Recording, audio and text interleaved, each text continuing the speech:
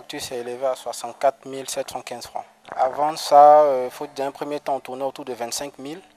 Et depuis pratiquement 9 mois, notre facture est passée du simple au double.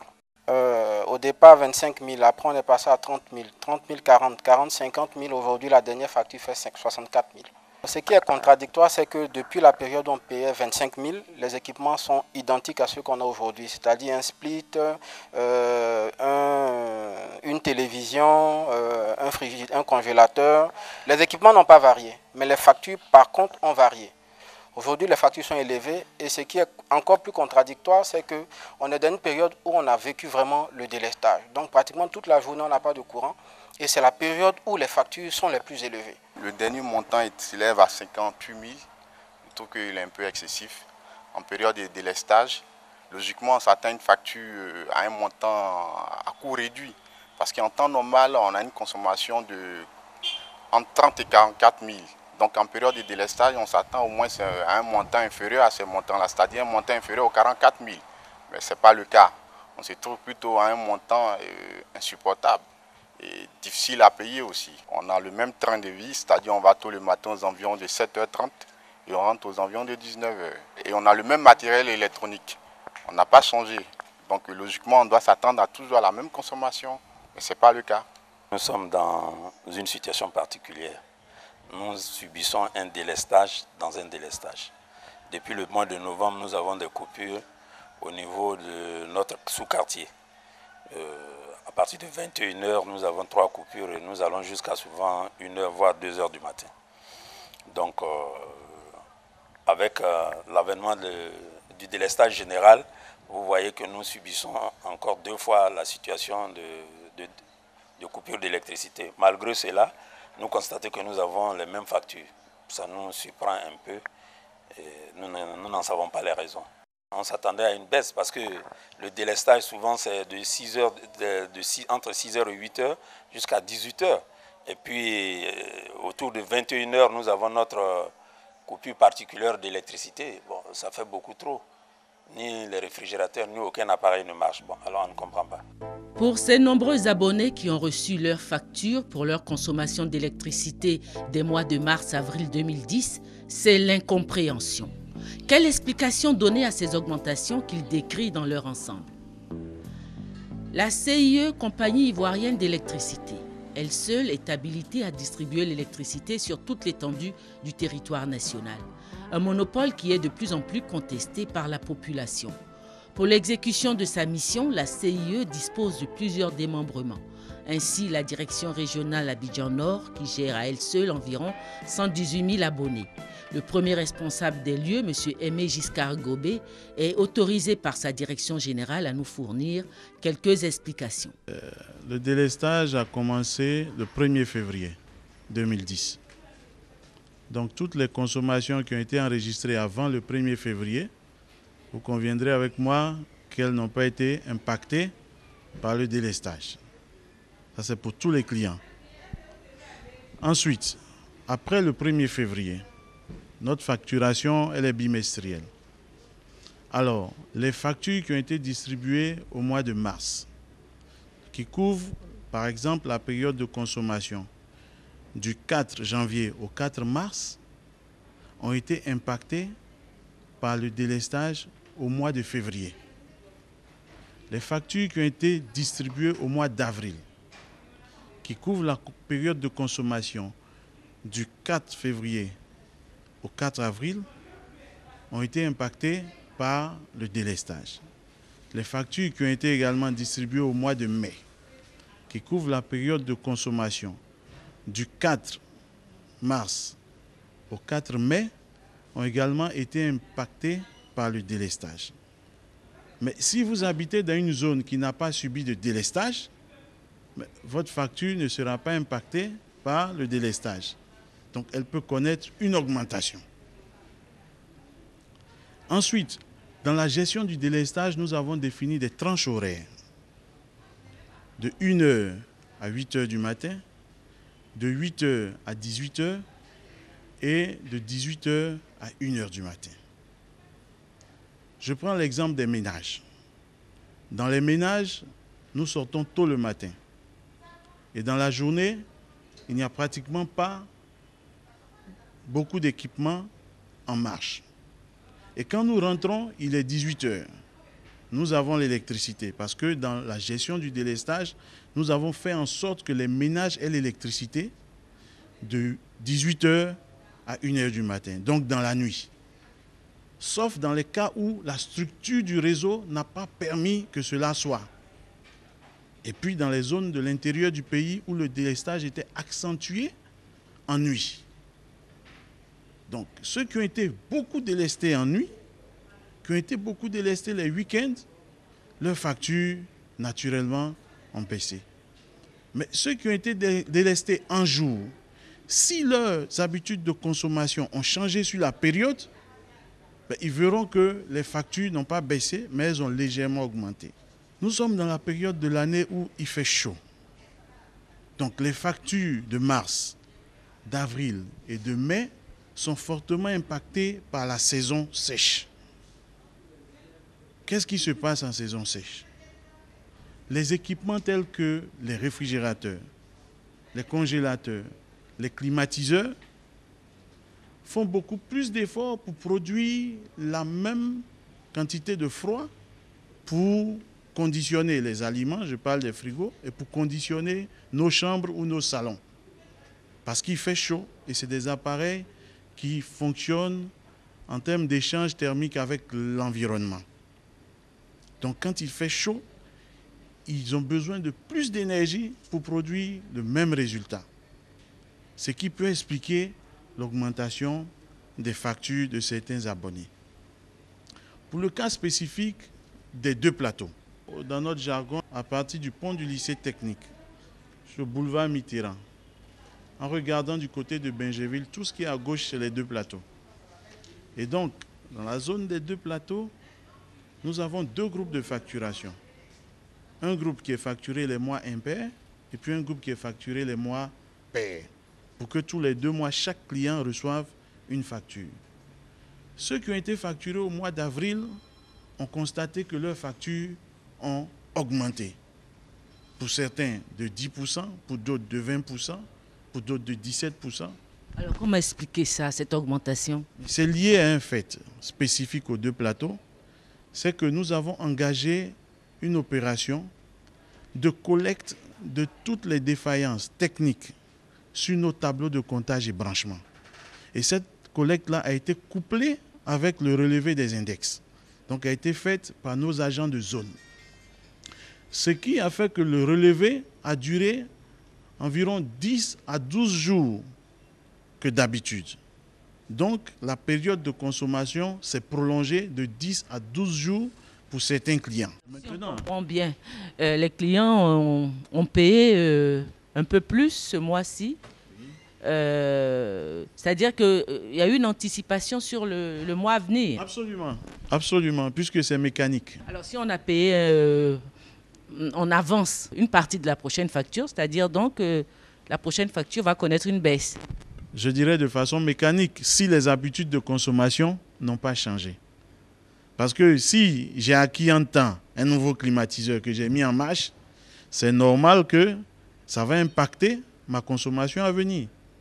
Donc ça ne sera pas mécanique, mais ça dépendra aussi de l'habitude de consommation qui peut changer ou bien des nouveaux équipements acquis. Mais à regarder de près, ce ne sont pas que les abonnés des deux plateaux et ses environs qui sont les seuls touchés par ces augmentations sur les factures. On n'est pas beaucoup à la maison, mais quand on vient chez nous là-bas, là, ça c'est 2 000, ça fait 100 000. Il y a des fois, ça va venir, il y a frigo, il y a 30 seulement. Quand on est venu 70 000 francs le mois, tout ça là. C'est trop cher. Je prends ma facture qui est venue, ça fait 15 000 balles. Le mois d'avant, j'ai payé 10 000 francs, 10 000 et quelques. Au bureau de la Fédération des associations de consommateurs actifs de Côte d'Ivoire, 6 au 10e étage du CCIA au Plateau, son président Marius Komoué, qui nous accueille, est formel. La fédération a reçu des plaintes de partout et continue d'en recevoir. Regardez tous ces dossiers que vous voyez là, ce sont des dossiers qui portent sur les plaintes des consommateurs et que nous sommes en train d'étudier soit en conseil d'administration de la fédération, soit également au cours de réunions élargies au président d'associations de consommateurs. Aujourd'hui, ce qui est vécu par le consommateur ivoirien d'électricité est incompréhensible, ce d'autant plus que nous avons connu durant ces derniers mois d'énormes interruptions régulières d'électricité, de fourniture d'électricité. En principe, la consommation, au dire des consommateurs, devrait réduire, devrait baisser leur consommation à la facture, devrait baisser. Malheureusement, on se rend compte que cette consommation est devenue beaucoup plus excessive en termes de coûts, en termes de facturation, tout simplement parce qu'eux-mêmes se demandent sur quelle base aujourd'hui la CIE les facture. Parce que ne consommant pas régulièrement comme par le passé, eu égard aux coupures intempestives d'électricité, ils ne comprennent pas pourquoi pendant plus de 2-3 semaines, ils n'ont pas eu régulièrement l'électricité et puis à la fin de 2 mois, on leur apporte des factures dépassant leur consommation régulière habituelle lorsque justement la CIE leur fournit régulièrement l'électricité. Comment expliquer cette flambée d'augmentation? Monsieur Aimé Giscard Gobi. Alors, le prix de l'électricité a-t-il subi une hausse? Non. Les derniers arrêtés interministériels datent de 2008 et depuis décembre 2008, il n'y a plus eu d'augmentation des tarifs d'électricité. Maintenant, pour parler de façon globale, les mois de janvier, février, mars et jusqu'à mi-avril, c'est des périodes chaudes. C'est la saison sèche. Et donc, les équipements de froid font beaucoup d'efforts pour produire la même quantité, pour nous assurer le même confort. Et donc, de façon naturelle, si vous alignez vos factures d'une année à l'autre, vous verrez que les factures les plus élevées se présentent dans les mois de février, mars, avril et mai. De façon naturelle. Vous le verrez d'une année à une autre. Certains diraient, mais pourquoi en mars 2009, j'ai payé 100 000 et en mars 2010, je paye 109 000. D'ici là, les habitudes de consommation auraient changé. On aurait acquis un nouvel équipement. Ou bien, on aurait le thermostat d'un climatiseur ou bien d'un frigo qui est défaillant, donc il fonctionne à pleine puissance. Donc il y a beaucoup d'éléments qui rentrent en ligne de compte. Mais en termes de conseil, dès que le client reçoit une facture, il estime qu'elle est élevée, il prend la facture, il se présente devant son compteur qui affiche l'index du jour, il vérifie l'index du jour, il compare cet index-là avec l'index qui a été porté dans la case nouvel index de sa dernière facture, pour se rassurer qu'il y a une évolution normale ou bien il y a une évolution anormale. S'il estime que l'évolution n'est pas normale par rapport à ses équipements, par rapport à ses habitudes de consommation, il peut saisir les services de CIE qui vont faire toutes les vérifications nécessaires et puis donner un retour à sa requête. C'est vraiment transparent notre système de facturation. De toute évidence, un profond doute existe chez les abonnés qui se demandent bien comment est calculé le montant de leur consommation et si le procédé de calcul est transparent. Nous demandons à en savoir un peu plus. Là, vous êtes dans le bureau d'un facturier et les index qui sont collectés par nos agents de zone sont rapportés au facturier sur ce que nous appelons un bordereau de relevé. Et donc, le facturier va faire la saisie de ces index-là dans notre logiciel de gestion clientèle. Et donc, c'est à partir des index saisis que la facture sera calculée. Donc, en général, c'est ainsi que nous procédons. Ici, il tient en main un bordereau de relevé sur lequel vous voyez les index qui sont portés par l'agent de zone. Et c'est ces index-là qui va saisir dans le logiciel et qui vont sortir sur la facture. Donc, sur la facture, vous voyez ancien index et nouvel index. L'index qui est ainsi porté, c'est lui qui est logé dans la case nouvel index. Voilà, donc le client, quand il reçoit sa facture, pour être sûr que c'est l'index qui a été pris sur son compteur, qui lui a été facturé, il va avec sa facture devant son compteur et il vérifie que l'index du jour qui est affiché au moment où il est devant le compteur est supérieur à l'index qui est porté sur la facture dans la case nouvel index. Si c'est le cas, alors l'index progresse. Mais si ce n'est pas le cas, si l'index du jour est inférieur à la facture portée, à l'index porté sur la facture, alors il peut avoir un problème. Le client porte sa réclamation à CIE qui va analyser, qui va faire toutes les vérifications possibles avant de donner une suite au dossier. On se rend bien compte que l'index qui a été porté sur le bordereau de relevé par l'agent de zone et qui a été saisi par le facturier se retrouve sur la facture du client. Donc, l'ancien index était 54,54. Le nouvel index qui a été saisi, c'était 56,73. C'est ce que nous voyons ici sur la facture. Et c'est la différence de ces deux index-là qui est la consommation d'énergie du client pour la période concernée. Et c'est ce qui lui est facturé. Beaucoup de consommateurs pensent que la CIE est en train de faire payer collectivement le manque à gagner qu'elle a enregistré dans les zones CNO durant la période de crise. Tout le monde est en train de payer, oui ou non? C'est un mauvais procès. C'est un mauvais procès parce que notre facturation est très transparente. Nous vous facturons ce que vous avez consommé à partir des index que nous collectons sur le compteur qui est posé chez vous, en limite de propriété. Donc, le compteur, il est avec vous, 365 jours sur 365 l'année. Vous pouvez ouvrir un petit cahier de 100 pages et puis faire les relevés d'index chaque jour. Et dès qu'on vous porte la facture, vous vérifiez tout de suite. Donc, dire que les factures des zones CNO sont imputées sur les clients d'Abidjan pour retrouver un manque à gagner, c'est un mauvais procès. Si l'électricité est devenue un élément indispensable de notre vie domestique moderne au point même de faire partie des produits de consommation de base dont on ne peut se passer, elle est nécessaire pour s'éclairer, nécessaire pour aérer la maison, pour conserver les aliments, etc. Son coût est cependant décrié par la population. J'ai 2 maisons. Et les 2 maisons, je paye 180 000 par mois, sans compter le bureau. Le bureau aussi, je paye au moins 180 000. Donc vraiment, c'est trop cher. S'il y avait une concurrence, ça allait baisser les prix. C'est comme on appelle ça, la téléphonie. Avec la concurrence, les coûts ont excessivement baissé. Mais il y a le monopole que la CIE a, bon, qu'on appelle ça. Je vois qu'ils font ce qu'ils veulent. En fait, ils font ce qu'ils veulent parce que le monopole, tu fais, si je ne paye pas, on me coupe, j'irai chez qui? Personne. J'avoue que le coût de l'électricité en Côte d'Ivoire est très élevé. Et il faut qu'on donne des explications. Les prix varient de jour au lendemain. Sans explication, nous sommes des consommateurs. Et si effectivement on nous donne les raisons de l'augmentation, je pense qu'on peut comprendre. Et ce qui est paradoxal, le prix va toujours à la hausse. C'est même venu à la baisse, je ne comprends pas du tout. Et j'ai eu l'occasion de visiter certains pays. Je sais également qu'il y a des barèmes, mais en Côte d'Ivoire, à l'image des autres produits de consommation, le coût est très excessif.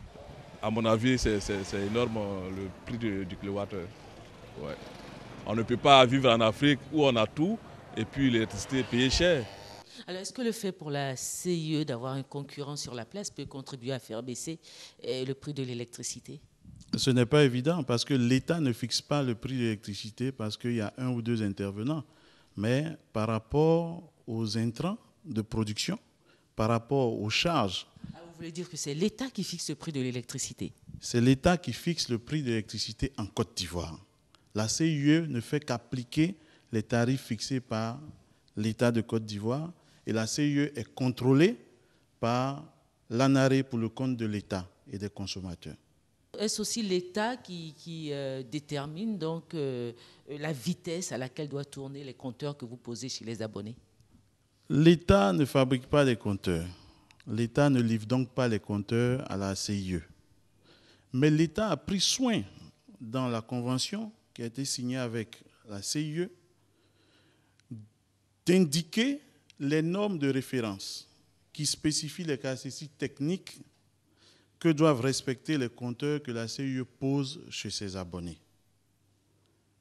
Donc, tout nouveau compteur, quel que soit le type ou la marque, fait objet d'approbation par les services techniques de l'autorité concédante avant d'être distribué aux abonnés à l'électricité en Côte d'Ivoire. C'est la SOPIE et puis l'ANARE. Donc il y a plusieurs expérimentations qui sont faites. Les compteurs sont expérimentés déjà au laboratoire, vérifiés au laboratoire de CIE, ensuite posés sur le terrain, soit des clients ou bien dans des conditions réelles d'exploitation. Et c'est après tous ces tests-là qu'on se réunit pour valider avant que l'État donne son avis favorable à ce que les compteurs soient posés chez les clients. Quand je prends par exemple ma facture d'électricité, il y a, je vois la TVA, la prime fixe, je vois aussi la redevance électrification rurale, la taxe communale, la redevance RTI, le timbre d'État. Il n'y a-t-il pas trop d'impôts, trop de taxes donc, sur l'électricité en Côte d'Ivoire? C'est l'État qui a chargé la compagnie ivoirienne d'électricité, en application de certaines lois qui ont été votées à l'Assemblée nationale, de collecter les redevances, les taxes communales pour son compte. Ce qu'il faut noter, c'est que tous les encaissements que CIE fait, donc que ce soit les énergies, les taxes et autres, c'est pour le compte de l'État de Côte d'Ivoire. Et dans le cadre du contrat avec l'État de Côte d'Ivoire, la CIE va se rémunérer à hauteur de 1/3 sur le prix du kilowattheure, facturé, encaissé. Le reste est reversé à l'État qui organise tout dans le secteur. Le prix moyen du kilowattheure pour un compteur de 10 ampères, compteur domestique, ça se lève à combien? Il se situe hors taxe autour de 58 francs. Mais vous ne verrez pas 58 francs sur votre facture parce que la facturation est faite par tranche de consommation. Et selon les tranches de consommation, il y a un prix qui est fixé, que la CIE ne fait qu'appliquer sur les factures. C'est cher. C'est cher parce que l'électricité aujourd'hui, c'est un produit de base, un produit de première consommation, on pourrait le dire. Alors, on sait que la Côte d'Ivoire a fait donc, le choix de l'énergie thermique aujourd'hui. Avant, c'était l'énergie hydroélectrique.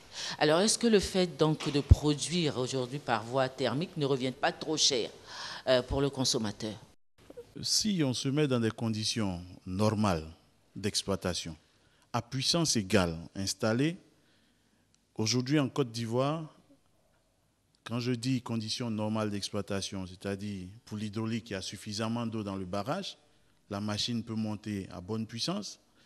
À l'hydraulique, au thermique, il y a suffisamment de gaz, la machine peut monter en puissance, alors je dirais que le thermique revient plus cher. Parce que le gaz naturel revient plus cher que l'eau, qui est la matière première du côté de l'hydraulique. Vraiment dans des conditions normales d'exploitation. Mais aujourd'hui, avec la situation de réchauffement climatique, le niveau de pluviométrie a baissé. Et donc, les eaux se font rares dans nos barrages électriques. Et donc, c'est plus avantageux pour la Côte d'Ivoire de produire avec le thermique. Et c'est ce qui est fait. Ainsi, le thermique est mis en base et l'hydraulique vient en appoint. C'est donc l'État qui est le seul responsable de la situation de l'électricité en Côte d'Ivoire. L'électricité, une énergie de plus en plus indispensable aux besoins de la population et qui pour l'heure reste coûteuse pour la grande partie des ménages. Les consommateurs peuvent-ils espérer une électricité moins chère ou alors doivent-ils s'attendre à la longue à une augmentation du tarif au compteur? La question reste en suspens.